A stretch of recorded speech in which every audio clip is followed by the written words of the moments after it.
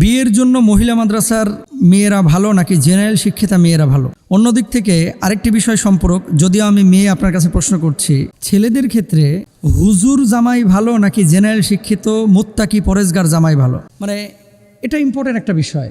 অনেকে মনে করে যে মহিলা মাদ্রাসায় যারা পড়ে এরা তো জান্নাত থেকে সবাই ডাইরেক্ট দুনিয়ায় চলে এসেছে, পৃথিবীতে এদের চাইতে ভালো মানুষ নাই, এরকম আপনারা অনেকেই মনে করেন। আবার জেনারেল শিক্ষিতা একজন নারী, এদেরকে আমরা মনে করি ও তো মুখ দেখাচ্ছে, ওর তো পর্দা পরিষদের কোনো খবর নাই, ও তো শুধু নামাজ পড়ে, অন্য কাজ করে না। দেখেন, দিন মানা এটা হচ্ছে আপেক্ষিক বিষয়। নবীজি সাল্লাল্লাহু আলাইহি ওয়াসাল্লামকে জিজ্ঞেস করা হয়েছিল, মা মানাত তাকওয়া, আল্লাহ ভীরুতা এটা কি, তাকওয়াটা কি? আল্লাহ হাবিব সাল্লাল্লাহু আলাইহি ওয়াসাল্লাম মুখে জবাব দেন নাই, জবাব দিয়েছেন আঙ্গুল তুলে, ইশারা করেছেন হৃদয়ের দিকে। আর তাকওয়া হা হোনা, তাকওয়ার জায়গা হচ্ছে হৃদয়। এখন আপনি মহিলা মাদ্রাসার মেয়ে বিয়ে করবেন নাকি জেনারেল শিক্ষিতা মেয়ে বিয়ে করবেন? নবীজি বলেছেন তুনকাহুল মারআতু লিআরবাইন, লিমা লিহা, মেয়ের সম্পদ আছে কিনা এই জন্য তাকে বিয়ে করা হয়, অলি জামালিহা, মেয়ের সৌন্দর্য আছে কিনা, অলি হাসাবিহা, মেয়ের বংশমর্যাদা কেমন, অলি দ্বীনিহা, মেয়ের দিনদারিতা কেমন। এখন মহিলা মাদ্রাসায় একটা মেয়ে পড়ছে, তার ভিতরে যদি এই চারটা বিষয় থাকে, চোখ বন্ধ করে তাকে বিয়ে করেন।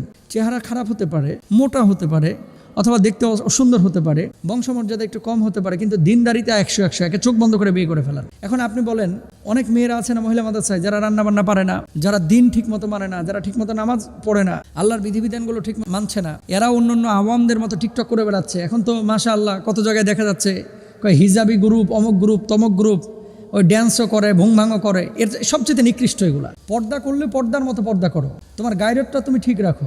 একদিকে পর্দা করতেছো, আরেকদিকে বারবার খালি হাত বাইর করে দেখাচ্ছ, আরেকদিকে তোমার আইফোন আছে এই জন্য বারবার সবসময় এইভাবে ডিসপ্লে করতেছো, এরকম অনেকে আছে। এগুলোর ভিতরে গায়রত থাকে না। আপনি টিকটক করতেছেন মহিলা মাদ্রাসার মেয়ে, এটার ভিতরে কোনো গায়রত নাই। তো এই মহিলা মাদ্রাসার মেয়ের চাইতে অনেক ভালো জেনারেল শিক্ষিতা, তাহাজ্জুদ গুজার, 5 ওয়াক্ত নামাজি, দিনদার, মুত্তাকিয়া, পরেজগার, জায়েদা, আবেদা, সালেহা অনেকে আছে। আমি যে কথাটা বলতে চাচ্ছি, সব মহিলা মাদ্রাসার মানে মেয়েরা যেমন ভালো না, সব জেনারেল শিক্ষিত মেয়েরা ভালো না, সব হুজুররাও কিন্তু ভালো না। দিন এটা হচ্ছে হৃদয়ের বিষয়, এটা আপনাকে খুঁজে নিতে হবে, এটা আপনাকে বুঝে নিতে হবে। এখন খুঁজবেন কিভাবে, বুঝবেন কিভাবে? বাজার থেকে যখন মাছ কিনেন, পচা ইলিশ মাছ কিনেননি 1600 টাকা দিয়া? যখন গোশত কিনছেন, পচা গোশত কিনেন? মুরগি কেনার সময় মরা মুরগি কিনেন না। প্রোডাক্ট যখন আপনি কিনছেন 400, 500, 600, 800 টাকা দিয়ে, তখন কিন্তু আপনি বিচার বিশ্লেষণ করেন যে প্রোডাক্টটা ভালো কিনা। আর আপনি আপনার লাইফ পার্টনার বানাবেন একজনকে, এটা আপনি মোটেও দেখভাল করলেন না, আপনি চিন্তা করলেন না যে এর ভিতরে দিন আছে কিনা, এর ভিতরে রেসপন্সিবিলিটি, দায়িত্ববোধ, রেসপেক্ট, এই বিষয়গুলো তার ভিতরে আছে কিনা। আপনি চেহারা দেখে পাগল হয়ে গেলেন, আহা, হ্যাঁ, কপাল বাড়াইতে হবে। এই জন্য আমি বলবো, যদি বলেন এক কথায় যে বিয়ের জন্য ভালো কোনটা, যে মহিলা মাদ্রাসার মেয়ের দিন আছে, যে হুজুরের দিন আছে, তাকে বিয়ে করেন।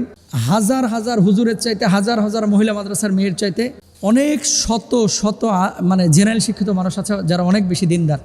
এই জন্য দিন কার ভিতরে আছে তাকে দেখে আপনি বিয়ে শাদী কাকে করবেন এটা আপনি খেয়াল করবেন ইনশাআল্লাহ। যার ভিতরে দিন আছে তাকে আপনি বিয়ে করেন। আর সব পর্দানশীল যারা মেয়ে, সৎ, এদের ভিতরে রুহানিয়াত থাকে, এদের ভিতরে ইসলাহ থাকে, সংশোধনের মানসিকতা থাকে, যার ভিতরে কোরআন হাদিসের এলেম থাকে, অবশ্যই আওয়ামের চাইতে তারা অগ্রগামী। যার ভিতরে কোরআন হাদিসের এলেম নাই, আল্লাহ তাআলা আমাদের সবাইকে বোঝার তৌফিক দান করুন, আমিন।